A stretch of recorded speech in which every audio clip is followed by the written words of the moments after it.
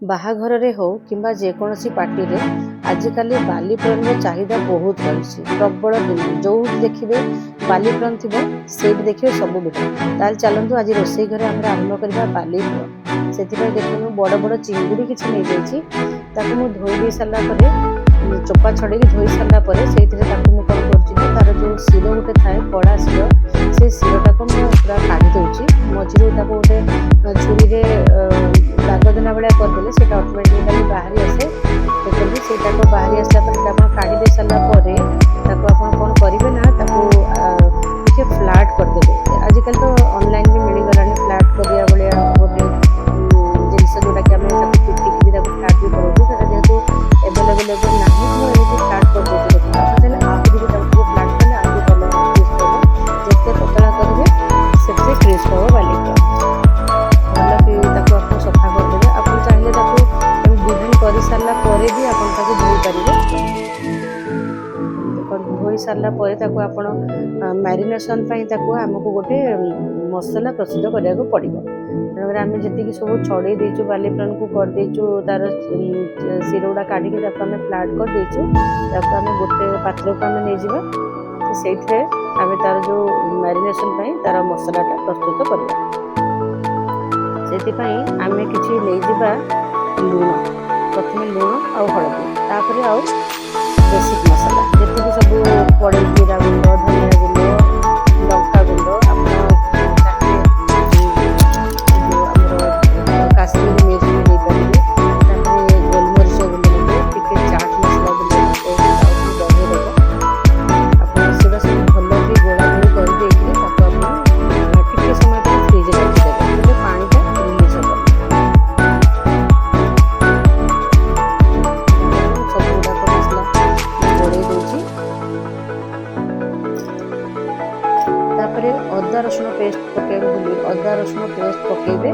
ଅଦା ରସୁଣ ପେଷ୍ଟରେ ଟିକେ କଞ୍ଚା ଲଙ୍କା ବି ବାଟି ଦେଇଥିବେ, ତାର ଆଉ ଟେଷ୍ଟଟା ଟିକେ ବଢ଼େଇଦେବ। ତାପରେ ତାକୁ ଭଲକରି ଗୋଳେଇବେ। ଆଉ ଟିକେ ଲେମ୍ବୁ ରସ ପକାଇବେ, ନହେଲେ ଭିନେଗାର ବି ଦେଇପାରିବେ। ମୁଁ ଭିନେଗାର ଦେଇଛି, ଆପଣ ଲେମ୍ବୁ ରସ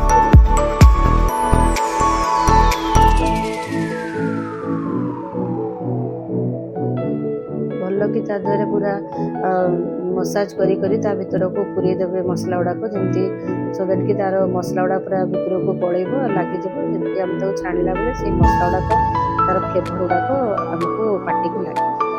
ଦେଖନ୍ତୁ ଏମିତି ସବୁ ଗୋଳେଇ ଦେବେ ଆଉ ତାକୁ ଫ୍ରିଜ୍ରେ 10-15 ମିନିଟ୍ ଛାଡ଼ିଦେବେ, କାହିଁକିନା ନହେଲେ ତେଲଟା ଲୁଣଟା ବାହାରକୁ ବାହାରି ଆସେ। ତାପରେ ଆମେ ଗୋଟେ ଜାଗାରେ ନେଇଯିବା କର୍ଣ୍ଣଫ୍ଲୋର୍ ନେଇଯାଇକି ସେଥିରେ ଆମେ ଗାର୍ଲିକ୍ ପାଉଡ଼ର ଦେବା। ଆଉ ଓଦା ଜିନିଷ କିଛି ଆମେ ଦେବାନି, କେବଳ ଡ୍ରାଇ ଇନଗ୍ରିଡ଼ିଏଣ୍ଟସ୍। ସେଥିରେ ଆମେ ଟିକେ ଗାର୍ଲିକ୍ ପାଉଡ଼ର ନେଇଗଲେ ଏଇଟା ଟିକେ କାଶ୍ମୀରୀ ଲାଲ, ଯେହେତୁ ଆମେ ଲଙ୍କା କଞ୍ଚା ଲଙ୍କା ନେଇଛେ ଆଉ ନେବାନି, ଯେହେତୁ ଗୋଲମରିଚ ଗୁଣ୍ଡ ନେଇଗଲେ।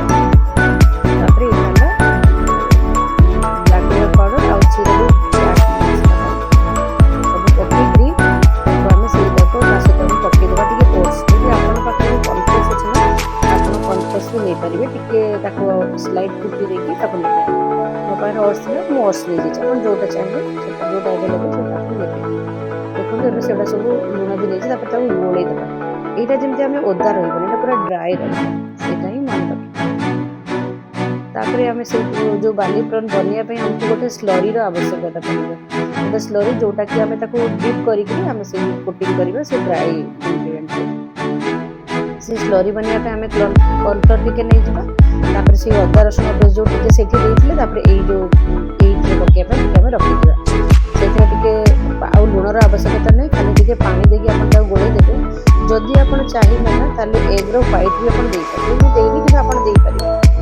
ଏଗ୍ର ହ୍ୱାଇଟ୍ ଦେଲେ ଆହୁରି ସୁପର କ୍ରିସ୍ପି ହେବ ସେଟା ବାଲି ପ୍ରନ୍। ଦେଖନ୍ତୁ ଏବେ ପାଣିରେ ଗୋଳେଇ ସାରିଲା ପରେ ଆମେ ଯେଉଁ ପ୍ରନ୍ଟା ଫ୍ରିଜ୍ ରଖିଥିଲୁ ସେଇଟା ଆଣିକିରି ୟା ଭିତରେ ଡିପ୍ କରିବୁ, ଏଇ ଯେଉଁ ସ୍ଲରି ଭିତରେ ଡିପ୍ କରିବୁ। ତାପରେ ତାକୁ ନେଇକି ପୁଣି ସେଇ ଡ୍ରାଏ ଇନଗ୍ରିଡ଼ିଏଣ୍ଟରେ ତାକୁ ଟିକେ ଟିକେ ଗୋଳେଇ ତାକୁ ସେଇ ଯେଉଁ ଆମର ଓଟ୍ସର ପାଉଡ଼ରଟା ଥିବ ତା ଦେହରେ ଲାଗିଯିବା ଭଳିଆ ତାକୁ ଦବେଇ ଦେବେ ଟିକେ। ତାକୁ କରିକି ଝାଡ଼ି ଦେବୁ ଟିକେ, କାହିଁକିନା ଯଦି ନ ଝାଡ଼ିବୁ ନା ତେଲ ଗୁଡ଼ାକ ସବୁ ପୋଡ଼ିଯିବ। ତ ତାକୁ ଟିକେ ଝାଡ଼ି ଦେଇକି ତାକୁ ସେପାରେଟ୍ କରି ରଖିବୁ। ଗୋଟେ ପରେ ଗୋଟେ ଏମିତି ଯେତିକି ଚିଙ୍ଗୁଡ଼ି ଅଛି ସବୁ ଗୁଡ଼ାକ ଏମିତି କୋଟିଂ ଦେଇ ଦେଉଛି। କୋଟିଂ ଦେଇକି ତାକୁ ମୁଁ କ'ଣ କରିବି ନା ୟାକୁ ବି 15-20 ମିନିଟ୍ ପାଇଁ ଫ୍ରିଜରରେ ଆମେ ରଖିଦେବା।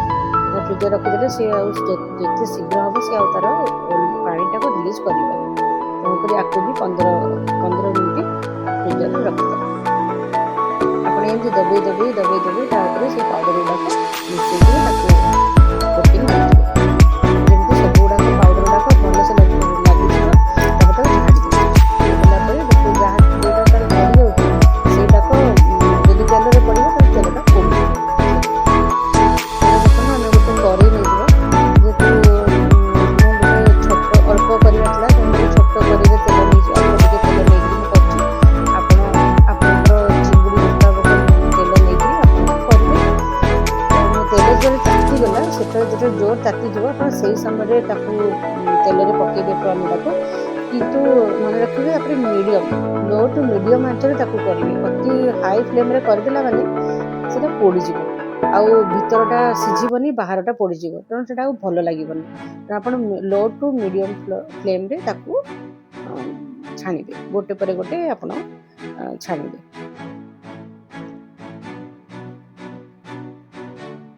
ବେଳେବେଳେ ତାକୁ ଆପଣ ଲେଉଟେଇ ଦେଉଥିବେ, କାହିଁକିନା ଗୋଟେ ପଟେ ରହିଲେ ସେ ଗୋଟେ ପଟେ ପୁରା କଳା ହେଇଯିବ, ଆଉ ଗୋଟେ ପଟ ସିଝି ନଥିବ। ଏମିତି ଆପଣ ଭଲକି ତାକୁ ଲେଉଟେଇ ତାକୁ ଆପଣ ଛାଣି ଆଣିବେ। ସାଙ୍ଗମାନେ ତ ଆପଣ ଘରେ ବନେଇକିରି ଖାଇବେ। ଆପଣ ଭୋଜିଠୁ ବି ଅଧିକା ଟେଷ୍ଟ ଲାଗିବ। ଘରେ ଖାଇଲେ ଆପଣ ହେଲ୍ଦି ବି ଖାଇବେ ଆଉ ବହୁତ ଟେଷ୍ଟି ବି ଖାଇପାରିବେ। ତେଣୁକରି ଆପଣ ଘରେ ନିଶ୍ଚିତ ଭାବରେ ବନେଇବେ।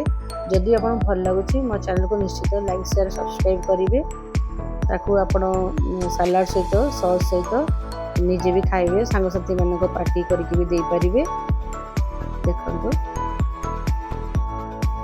ଏଇ ଶୀତ ଦିନ ସନ୍ଧ୍ୟାବେଳେ ଏମିତି ଗୋଟେ ଗରମା ଗରମ ଆଇଟମ୍ଟା ହେଇଗଲେ ପୁରା ମଜା ଆସିଯିବ। ଆପଣ ଏମିତି ଗରମ ଗରମ ବାଲି ପ୍ରନ୍କୁ ଛାଣିକି ବାଲି ପ୍ରନ୍ର ମଜା ନିଅନ୍ତୁ। ରହିଲି, ଥ୍ୟାଙ୍କ ୟୁ, ଜୟ ଜଗନ୍ନାଥ।